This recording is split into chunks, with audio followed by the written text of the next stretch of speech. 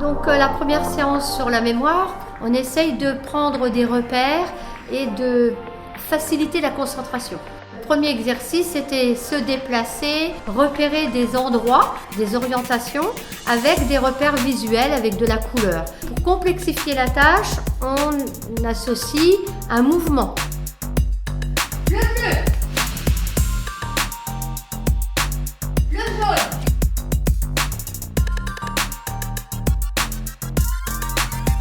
Puis on a associé sur des grilles. Donc il fallait repérer les objets qui étaient dans les cases et aller les remettre en bon ordre, un peu comme un puzzle. Une personne déplace un objet pendant que les gens ont le dos tourné et il faut remettre les objets à leur place.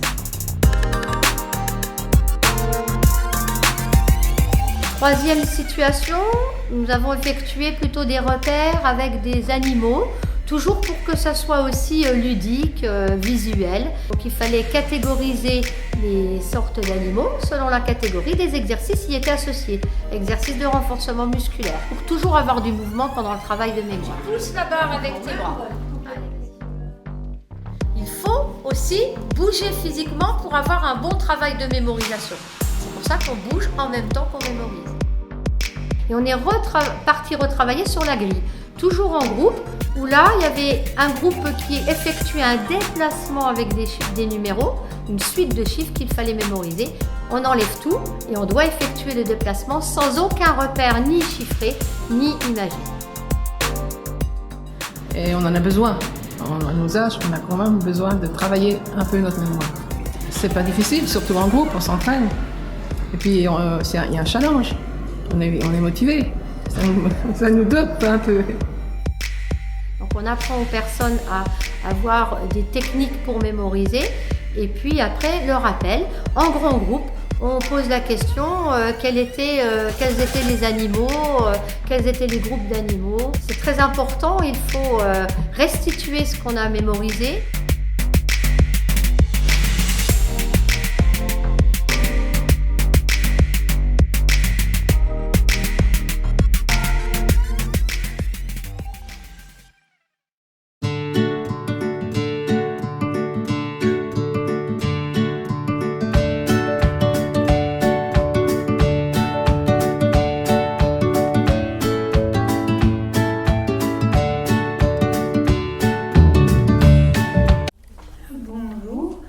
Du coup, quand on avance en âge, ça commence un peu plus tôt pour les hommes et les femmes, c'est plutôt le préménopause, on augmente sa matière grasse. Donc on a plus de matière grasse en vieillissant et on perd son muscle. Enfin, jusqu'à 70 ans, c'est comme ça.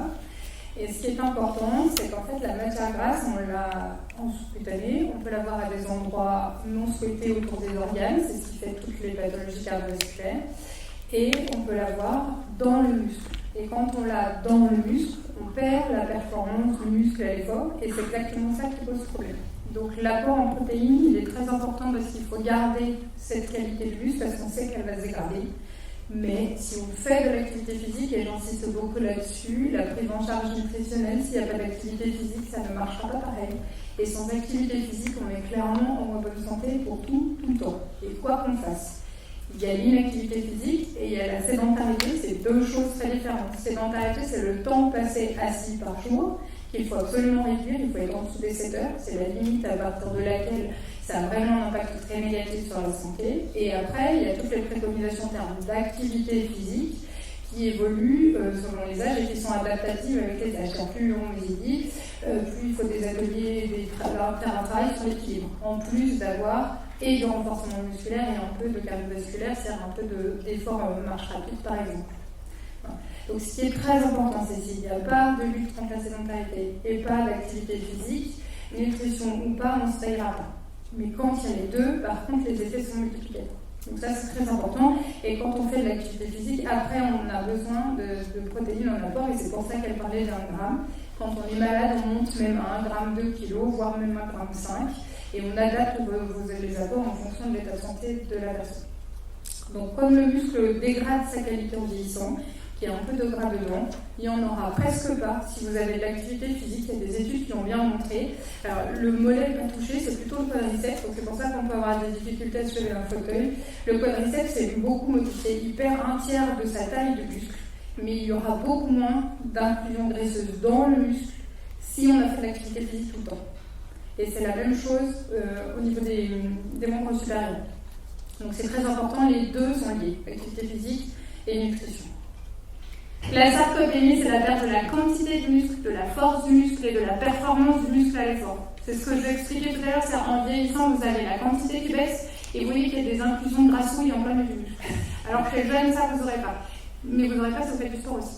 Et après, vous voyez que le tissu sous-cutané aussi, là, le pincé, là, il est un peu plus épais quand vous faites les coupes au scanner, par exemple.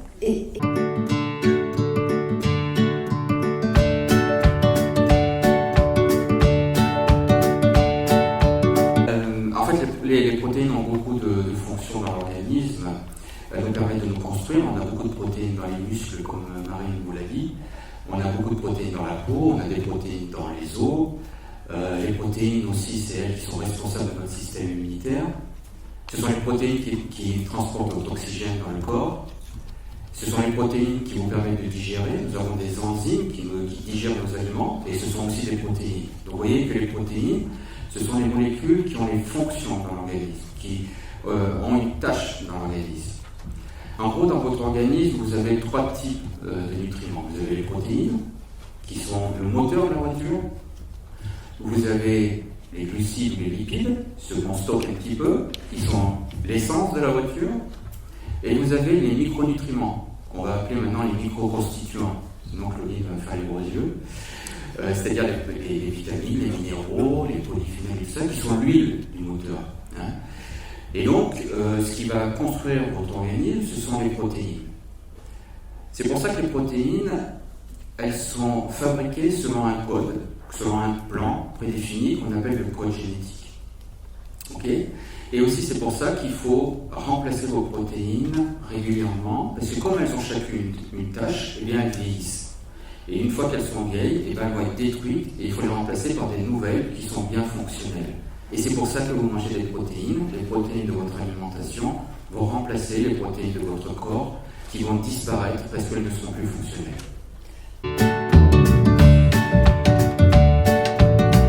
En règle générale, on consomme assez aisément la partie animale, la protéine animale, puisqu'on atteint assez rapidement la partie protéine animale.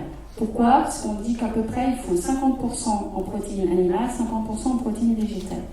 La tendance aujourd'hui en France, c'est plutôt 70 animales, 30 végétales. C'est aussi pour ça qu'on est là aujourd'hui, pour essayer de faire remonter cette balance à 50-50. Parce qu'effectivement, on va dire de façon habituelle et culturelle en France, on est plutôt des mangeurs de viande, on aime le fromage. N'oubliez pas que le fromage apporte aussi des protéines animales. On est plutôt friand de produits laitiers, donc on a plutôt tendance à avoir une bonne consommation de protéines animales. Contrairement aux protéines végétales, puisque les légumineuses, c'est plutôt un aliment qu'on consomme moins, en tout cas, c'est pas un aliment qui est présent systématiquement dans une assiette. D'où l'intérêt, on le verra tout à l'heure, de remettre un petit peu de protéines végétales dans nos assiettes. Donc cette répartition 50-50, elle est importante. Par contre, il faut juste faire attention, c'est ce que disait Marine tout à l'heure, c'est qu'on parle bien d'un rapport animal-végétal qui soit suffisant. C'est-à-dire que si vous êtes déjà par nature, et on l'a vu tout à l'heure quand vous avez levé la main, il y a des gens qui ne mangent pas beaucoup de protéines animales. Donc quand vous entendez dans les médias qu'on vous dit baisser votre consommation de viande, attention, c'est baisser par rapport à quoi ? Si déjà vous n'êtes pas un gros consommateur de viande, vous n'allez pas encore plus baisser votre consommation, puisqu'on verra, mais on a besoin de ce rapport 50% de protéines animales, 50% de protéines végétales. C'est comme Marie l'a dit tout à l'heure, on a le droit de grignoter. En fait, on est beaucoup plus efficace en apportant un apport protéique souvent dans la journée. C'est-à-dire qu'en France, on est très très mauvais pour le petit déjeuner. En France, au petit déjeuner, on n'a pas de protéines. On va manger un croissant, on va boire un café noir, ou voilà, exactement, on va manger quelque chose de sucré sans protéines. Vous allez dans n'importe quel pays, vous allez avoir des protéines animales au petit déjeuner. En France, on a un peu de produits laitiers, encore que je suis sûr que si je demande là qui prend un produit laitier, il n'y aura pas vraiment. Donc ce qui veut dire que vous passez toute la nuit sans apport en protéines, vous passez toute la matinée sans apport en protéines, et vous attendez le midi pour donner à votre corps des protéines. On en parlera tout à l'heure, hein, là on est en dette protéique à ce moment-là, c'est-à-dire qu'on casse nos protéines à nous et on en perd. Hein. Donc ce qui veut dire que si on revient aux aspects pratico-pratiques, il faut apporter des protéines, pas forcément en une quantité astronomique, mais souvent, hein, pour apporter des briques de construction à nos maçons qui fonctionnent sans arrêt dans nos muscles. Donc le matin, moi je peux manger un œuf, je peux manger, même si mon docteur m'a dit surtout pas, il y a trop de gras, enfin bon, ça on peut en reparler. Je peux le dire ça. Et le docteur va le dire parce que voilà. Je te laisse finir, je te coupe tout de suite comme tu veux. Vas-y, fais la parole. Je dis tout de suite que j'en peux juste plus. Alors en fait, il y a que les œufs, les 2 œufs par semaine, c'est faux, c'est l'idée reçue. En vieillissant, on s'en fout. Vous mangez autant d'œufs que vous voulez, ça ne craint rien. Le cholestérol, il est aux 2 tiers endogène, donc ça ne dépend pas de ce que vous mangez. Et il vaut mieux se bouger. Voilà. Là, elle est énervée hein, quand elle est comme ça, je la connais. Déjà, quand on a préparé la table ronde, le sujet œuf, c'était waouh, c'est vraiment le téléphone, c'était déjà. Donc les œufs, il n'y a pas de problème. Le matin au petit déjeuner, un œuf, 2 œufs, vous achetez 10 œufs, 20 œufs, vous les faites cuire durs tous, et tous les matins vous en mangez 2, il n'y a pas de problème. Après, on peut être plus fun. Actuellement, la grosse mode, c'est les omelettes blanches. On peut faire aussi des omelettes jaunes, on peut faire. C'est-à-dire qu'on prend des œufs, voilà, et puis on se fait des omelettes, on les fait sucrées, on les fait salées, comme on veut. Mais manger des protéines le matin, ça coupe votre dette protéique pendant la nuit. Parce que la nuit, vous n'avez plus de protéines d'alimentation au bout d'un moment. Vous les avez toutes absorbées, elles sont toutes rentrées dans vos muscles, partout. Notre corps, il n'en a plus. Donc, quand vous les encaissez tout le temps, vous en perdez. Vous n'en fabriquez plus, vous en perdez. Donc, pour arrêter ça, il faut manger des protéines. Donc, en pratico-pratique, il faut manger des protéines, pas forcément beaucoup, encore une fois, mais à tous les repas, aux 3 repas. Et si vous voulez faire une collation tout à l'heure en rentrant chez vous, vous la ferez d'ailleurs ici, vous allez manger des protéines en collation, toujours pareil, pour apporter des briques de construction à votre corps.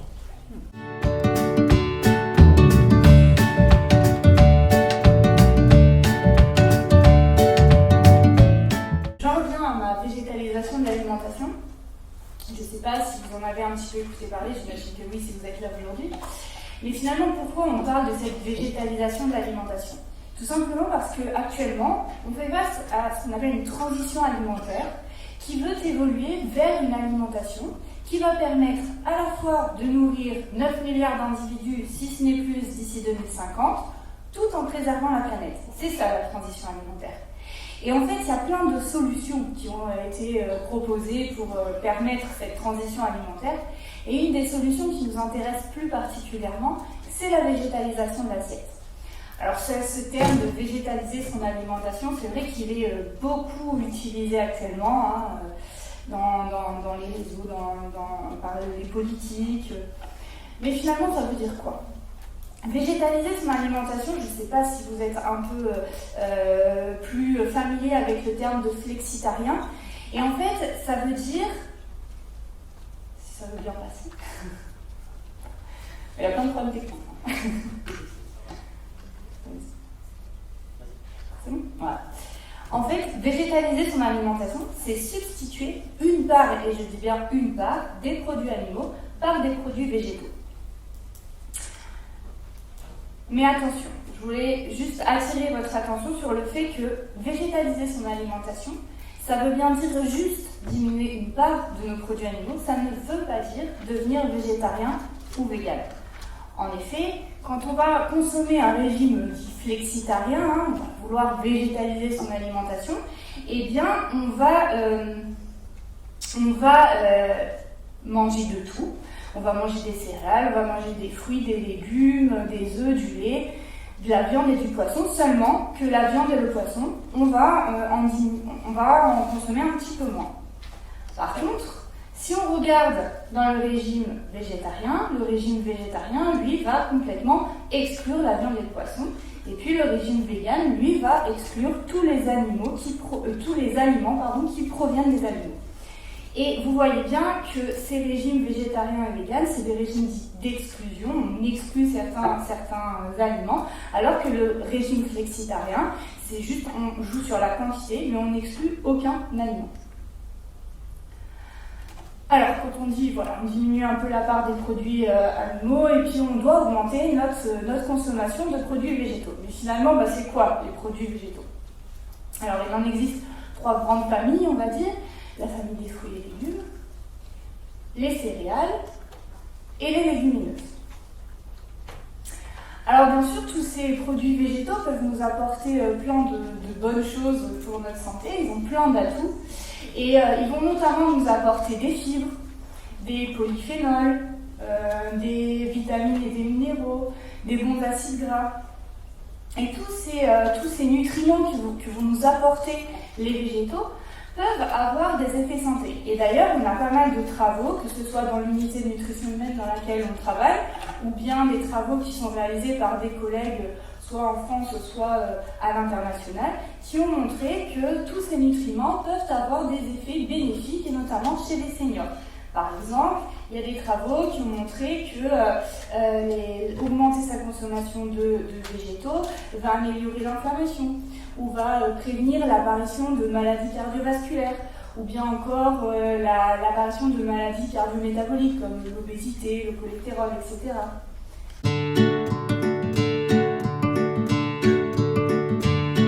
Mais je voulais juste faire un petit focus sur une famille de végétaux qui nous intéresse plus particulièrement quand on parle de végétalisation de l'assiette, ce sont les légumineuses. Pourquoi les légumineuses nous intéressent autant? Eh bien parce que ce sont les végétaux les plus riches en protéines. Et quand on dit végétaliser son assiette, quand on dit diminuer un peu la part de produits animaux, évidemment, on se pose la question, ces protéines animales, par quoi je dois les remplacer? Et donc, la bonne idée, c'est d'augmenter sa consommation de légumineuses. Alors, pourquoi on augmente cette consommation de légumineuses? Parce qu'il y a des protéines. Et pourquoi on a besoin de manger des protéines? Eh bien, c'est parce que les protéines vont permettre de nous maintenir en bonne santé. C'est pareil, au sein de notre laboratoire, on a fait beaucoup d'études depuis très longtemps qui montrent que manger des bonnes protéines et en quantité suffisante permet de maintenir nos muscles en bonne santé. Mais je vais m'arrêter là parce que c'est des choses qu'on va aborder tout au long de la table ronde. On va vous expliquer c'est quoi une protéine, pourquoi il faut en manger un petit peu plus quand on avance dans l'âge et en quoi ces protéines vont permettre de maintenir nos muscles en bonne santé. Et puis on vous expliquera quelles sont les différences entre les protéines des animaux, les protéines des végétaux et comment faire pour consommer les protéines des végétaux. Et puis juste pour finir, faut bien se rappeler, comme l'a dit Sergio, que nous sommes tous différents. Donc végétaliser son assiette, il faut aussi bien faire attention à s'adapter à nos différences. En effet, on est tous différents, il y a des gens qui sont grands, d'autres petits, d'autres maigres, d'autres un peu plus en bon poids. Et aussi, nous ne vieillissons pas tous de la même façon. Il y a des personnes qui vont vieillir en bonne santé et qui vont le rester jusqu'à la fin de leur vie, alors qu'il y a d'autres personnes qui, avec l'âge, vont voir apparaître certaines pathologies. Et en plus de nos différences, on va dire, biologiques, nous sommes aussi différents sur de nombreux points. Nos préférences ne sont pas les mêmes, nous n'avons pas les mêmes moyens, que ce soit financiers, de transport, ou encore nos réticences et nos choix varient. Nos motivations ne sont pas les mêmes et puis enfin nos envies sont différentes. Donc végétaliser son assiette, c'est vraiment quelque chose qui doit prendre en compte tous nos besoins et nos envies. Et c'est sur quoi nous allons discuter au cours de cette table ronde. Et nous allons aussi discuter de cette question. Est-ce qu'il est possible de végétaliser l'assiette de tout le monde?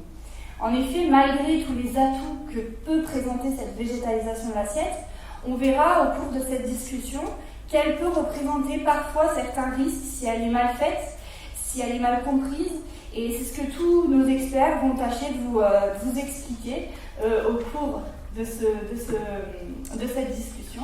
Et plus particulièrement, évidemment, vous l'avez tous compris, on va se poser la question, est-ce que la végétalisation de l'alimentation peut répondre aux besoins des seniors? En fait, oui, tout à l'heure, on disait que dans les protéines végétales, quelquefois, il nous manquait de briques de construction. et que donc il fallait mélanger les protéines entre elles, les sources végétales de protéines entre elles, et typiquement ce qui est recommandé, c'est de mélanger à l'échelle du repas, c'est-à-dire dans un repas, des céréales et des légumineuses. À ce moment-là, on a un apport en protéines qui est tout à fait équivalent à celui que pourrait nous apporter une viande. Alors, nous les chercheurs, vous savez, on n'a rien inventé, on aimerait bien inventer des trucs, mais ça nous arrive rarement.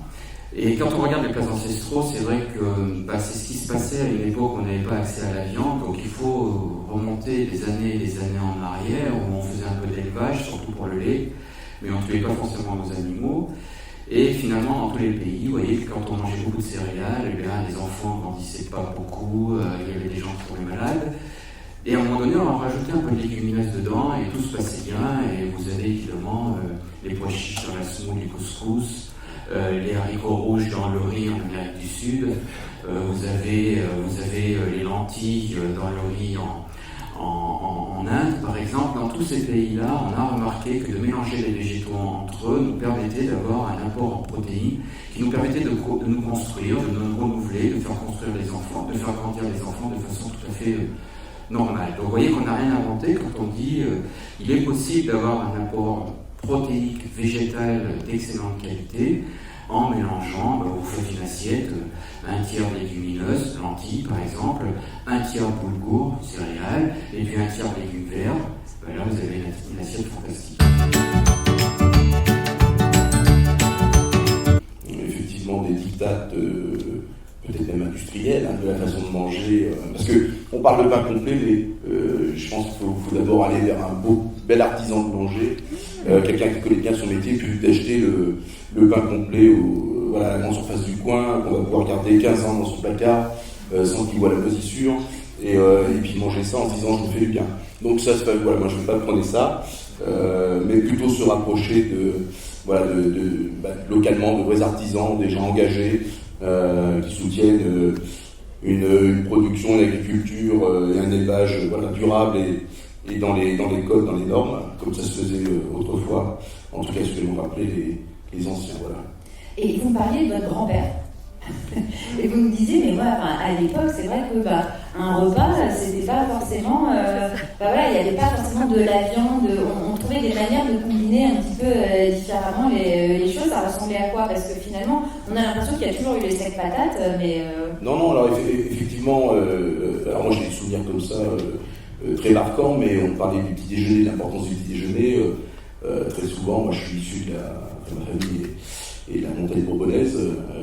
Côté allié, et il y avait du lard gras le matin dans le frigo. J'ai appris que le lard maigre existait, je ne savais pas. Pardon, donc du lard salé, souvent un petit peu rance d'ailleurs, avec un goût très particulier, qu'on mangeait avec un bout de pain qui avait traîné, et ça c'était le démarrage vers 5h30, avec un grand bol de chicorée. Et puis après il y avait le casse-croûte vers 9h30, 10h. Où là on pouvait s'accorder un petit verre de vin pour remettre un peu d'essence dans le moteur, et puis souvent une cochonnaille, une charcuterie qui était faite à la maison avec le cochon, qu'on avait nourri et engraissé, dont on prenait grand soin pour qu'il nous fournisse une bonne viande. Alors, quand on avance en âge, comme on vous l'a dit tout à l'heure, tout le monde n'est pas égal face aux divisions pour tout un tas de raisons. Et il y a 3 types d'évolutions possibles. Soit il y a le bien vieillir qui correspond à une personne qui est robuste, soit il y a quelques fragilités.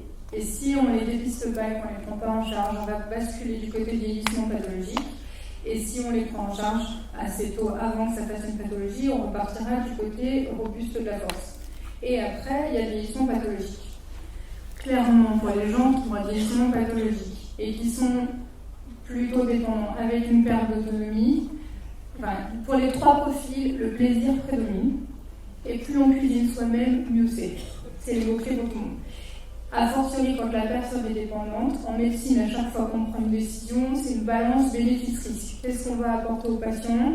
Quel risque on lui fait prendre de lui apporter tout médicament? Il y a une réflexion bénéfice-risque. À chaque fois qu'on fait une prise de sang, il y a un bénéfice-risque. Si on voit que les bénéfices sont supérieurs au risque, on discute toujours de toute façon avec le patient, c'est logique de le faire. Clairement, chez les gens qui sont dépendants en perte d'autonomie, la balance bénéfice-risque est défavorable. Les gens mangent ce qu'ils veulent, en fonction de ce dont ils ont envie, c'est le plus important, parce qu'on n'en est pas forcément là après à lutter contre la dénutrition, c'est vraiment qu'ils fassent plaisir et qu'ils mangent. Après, les deux autres profils, le robuste, on peut effectivement se poser la question du bénéfice-risque. Moi, je pense qu'il est plutôt favorable, mais il faut bien garder cette dimension plaisir pour ne pas lui faire prendre le risque de la dénutrition, parce que c'est clairement ce risque-là. La dénutrition, c'est une différence entre ce dont vous avez besoin et ce que vous apportez. Et il y a des nutritions quand il y a une différence entre les deux. Ça peut être parce qu'on ne mange pas assez, ça peut être parce qu'on élimine plus, typiquement quand on a une infection par exemple, ou qu'on a des attentes digestives qui fait qu'on ne métabolise pas, on n'utilise pas tout ce qu'on a mangé comme il faut, comme vous disiez Stéphane tout à l'heure, pour mettre dans ses muscles. Donc clairement, il faut faire attention à ne pas faire prendre ce risque-là aux personnes qui sont robustes. Mais ça ne craint rien de végétaliser chez eux, moyennant quelques précautions comme on l'a dit tout à l'heure, en particulier le petit déjeuner riche en protéines, par exemple. Et surtout, on peut remplacer sa viande par des œufs, par des pois chiches, par des lentilles, et on a de quoi faire en plus en hiver. Et après, il y a les fragiles. Les fragiles, ils sont à risque de dénutrition plus que les autres.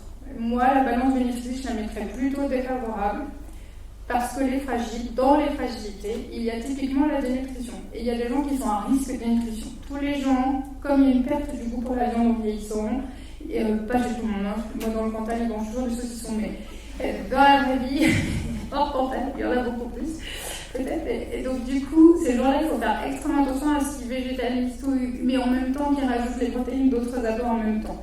Ils végétalisent naturellement, mais ils n'ont pas complété les protéines comme mon confrère a expliqué tout à l'heure. Donc il faut compléter ça, comme ça ils ne se dénutriront pas et après ça ne les explosera pas. Donc il y a vraiment ces trois profils. Et après, c'est pas figé dans le temps. Il y a un moment où vous avez une maladie aiguë, c'est pas le moment de végétaliser, c'est le moment de manger des protéines, parce que comme vous l'a dit mon confrère tout à l'heure, pour fabriquer des cellules pour vous défendre sur le plan immunitaire, il faut manger des protéines, sinon ça ne marche pas. Et ça, on l'a beaucoup vu pendant le Covid. Avant et après le vaccin, c'était flagrant. Avant, tous les gens mouraient parce qu'il y avait des syndromes inflammatoires majeurs à cause du Covid. On a rarement vu à ce point-là. Post-vaccination, il se passait quasi rien, alors que toutes les personnes chez qui il se passait rien, ils étaient vaccinés. Avant, ils étaient morts en même pas une semaine. Donc ça, c'est très bien. Dès qu'il y a une pathologie aiguë, il y a une inflammation, il y a un risque, c'est pas le moment de pas manger de la viande, des œufs, du fromage, vraiment pas. Et après, quand on a une pathologie chronique, dans les nouvelles définitions, parce qu'il y a la Haute Autorité de Santé qui a réévalué les critères de diagnostic de la dénutrition. Et chez la personne âgée de 70 ans ou plus, est apparue pathologie chronique tout court. Même pas pathologie chronique évolutive, juste pathologie chronique. Tous les gens qui ont une pathologie chronique, ça veut dire qu'ils ont déjà un critère du diagnostic de la dénutrition. Après, l'autre critère, c'est j'ai perdu du poids, j'ai un indice de masse corporelle bas, ou je vis sarcopénique.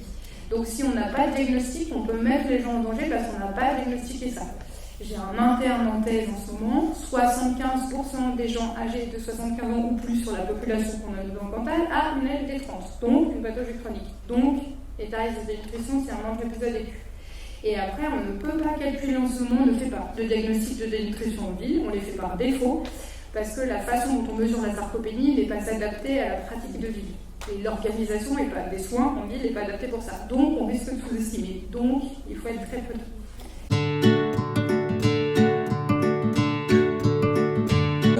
Je voudrais vous demander qui sait dans cette salle comment il y a une alimentation, comment on fait une alimentation saine.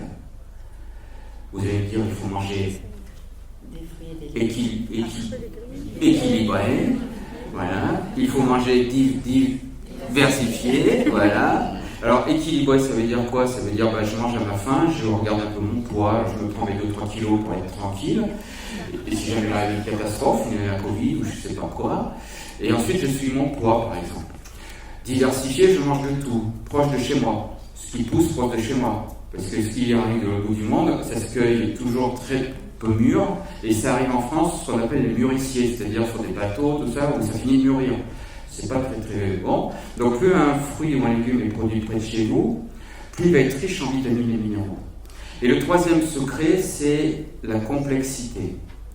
La complexité, on en a parlé un tout petit peu tout à l'heure, mais avec votre alimentation végétale, vous êtes en plein dedans, c'est de manger des aliments les moins raffinés possibles, les moins modifiés possibles, hein, c'est-à-dire, on fait toujours l'exemple, la farine complète versus la farine blanche. C'est quoi la farine blanche? On a pris un grain de blé, on a enlevé le son, on a enlevé le germe, et on a utilisé que le reste. Ce qu'on appelle l'amidon, on a fait de la farine blanche. Sauf que dans le sang, c'est-à-dire la coque du blé et dans le germe, il y a plein de trucs, il y a des fibres, il y a des vitamines, il y a des minéraux, il y a ces fameux lipides qui sont très bons. Donc si je prends le grain complet, que je fais juste une farine et que je fais un pain, comme tu disais tout à l'heure, Frédéric, et bien là j'ai tout ce qu'il faut, j'ai autant d'amidon comme dans mon pain blanc, mais en plus j'ai mes fibres, mes vitamines et mes minéraux. Donc 3 mots-clés, équilibré, diversifié, je mange de tout. Je fais attention aux couleurs des végétaux aussi. Claudine Manac, c'est la Miss Micro, elle vous dirait, dès qu'on change une couleur d'un végétal, on change son profil en vitamines. Et c'est le cas. J'ai un végétal qui est orange, très riche en vitamine C. Je vais passer à un végétal qui va être d'une autre couleur et qui va être très riche en un provitaminique A, par exemple, ou autre. Donc je choisis mes fruits et mes légumes, parce que les petits malins, on leur dit, vous mangez 5 fruits et légumes par jour, ils disent, oh c'est bon, aujourd'hui je mangeais 5 bananes. Ben non, c'est pas bon. Ok, donc je choisis des couleurs différentes. Là, une portion de fruits, un fruit, c'est la grosseur d'une pomme ou d'une orange. Je pense que c'est vraiment des plats à part entière. C'est un concept de plat. Si on prend un dalle, par exemple, un dalle de lentilles roses, il y a une soupe un peu épaisse, voilà. Une façon de manger les lentilles. Alors, je ne sais pas si elles ont les mêmes vertus que nos belles lentilles hors du puits, mais c'est un légume sec.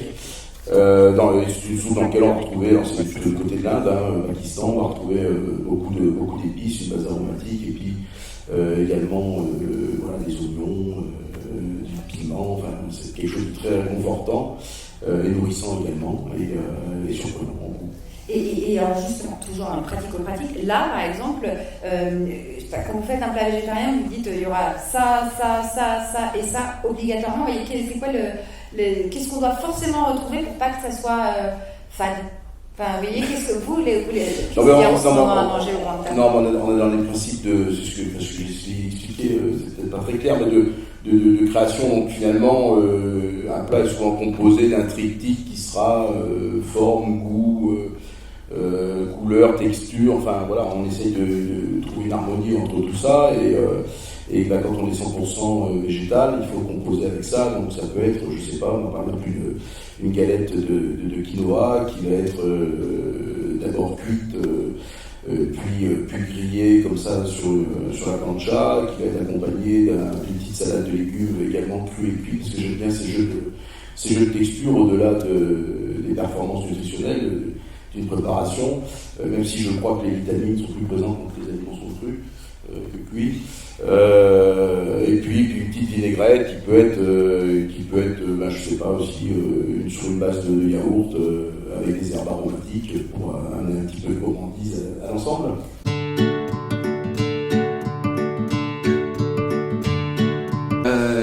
One Health, c'est en fait ce qu'on appelle en français la santé globale.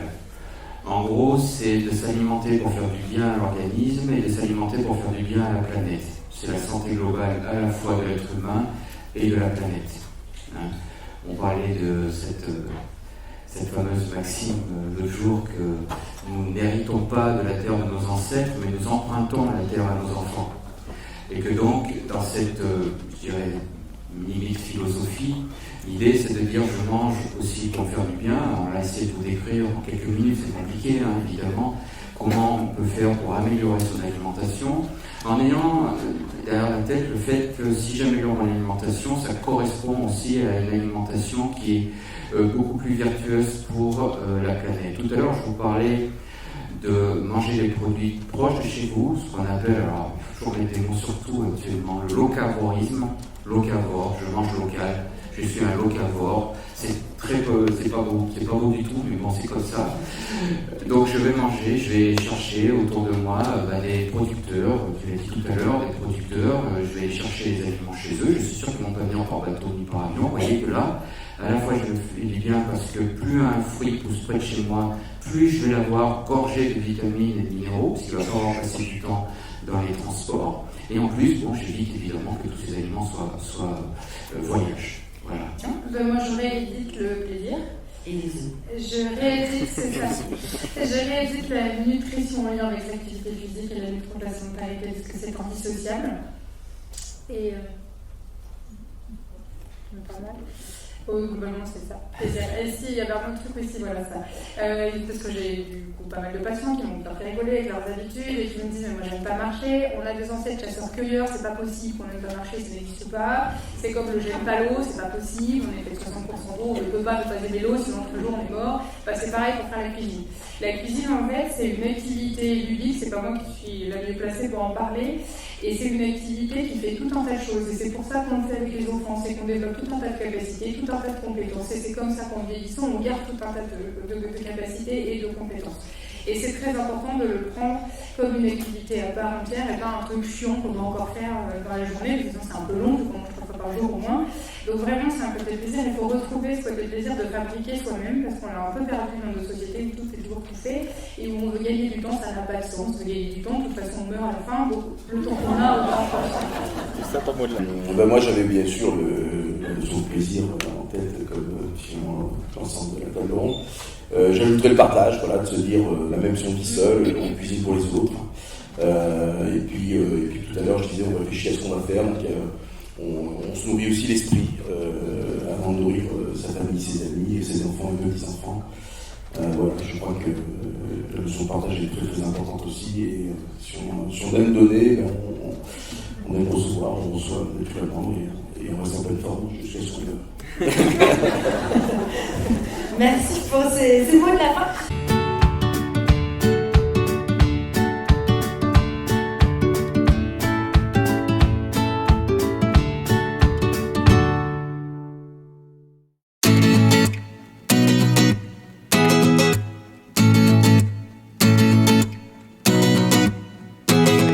Donc nous avons commencé par un travail de vision périphérique qui entre en jeu dans les facteurs d'équilibration.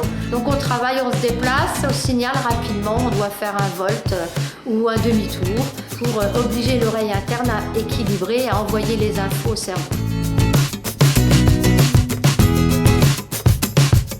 Par la suite, nous avons travaillé sur différents ateliers donc, qui mettent en jeu effectivement tout ce qui est la motricité, qui aide à la marche et l'enjambement d'objets, tout ce qui est assouplissement de la hanche, grimper, descendre.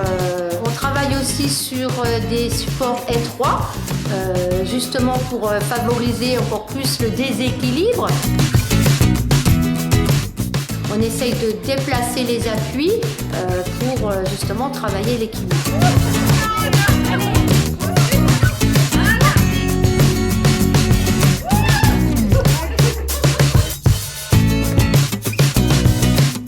Un travail sur le passage au sol qui est important dans la prévention des chutes, c'est comment je fais pour me relever, apprentissage du chevalier servant, apprentissage de la chute, malheureusement je chute, comment je dois faire, retravailler sur tout ce qui est les réflexes parachute. Et donc on doit accepter le déséquilibre arrière et apprendre à enrouler la tête.